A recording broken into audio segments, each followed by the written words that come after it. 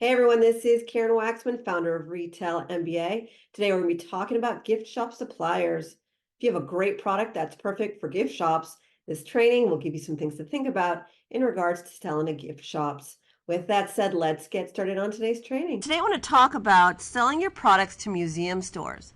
Now, the reason I wanted to talk about museum stores is because I love coming up with new, interesting ways for people to make money with their products. That's what I do. That's my whole business. If you have a new product or an interesting product and you're trying to make money at it, I'm going to think about every single possible way to support you in that process. And some of it relays on you going after markets that maybe your competitors are not going after.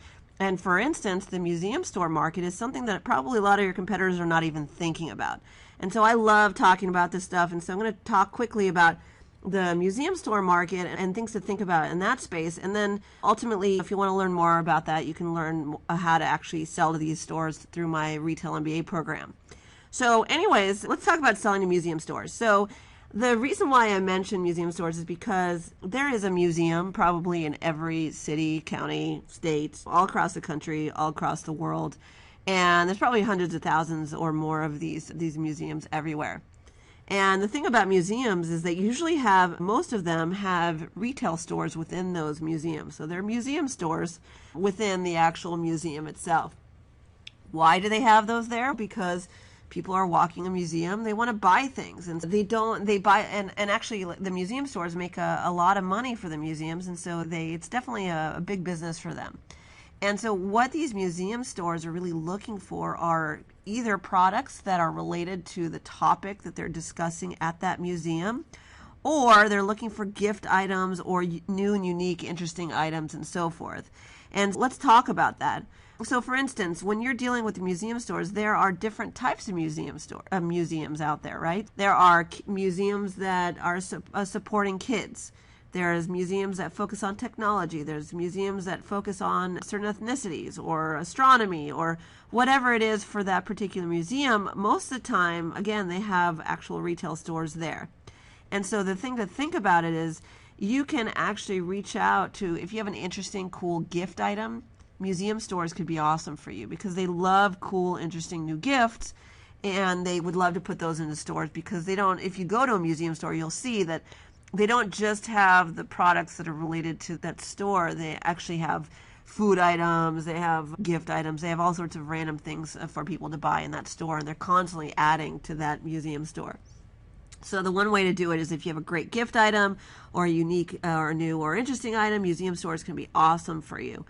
The other thing you can do is say you have a gift product that's great for kids.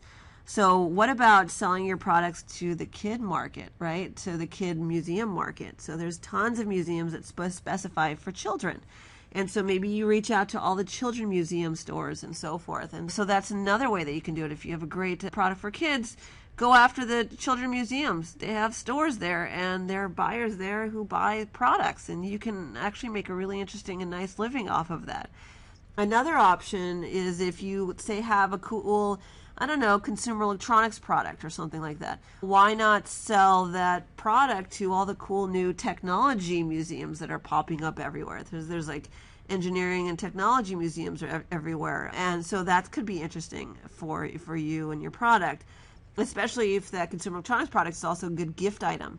And sometimes they'll just buy random stuff that's just interesting and different because they want to be along the lines of what they're doing in that museum store. So my point is that you can go, there's endless segmentation within the museum stores, meaning what kind of audience you have. They even have adult museums, right? So maybe you have an adult product. It would go for the adult museum stores.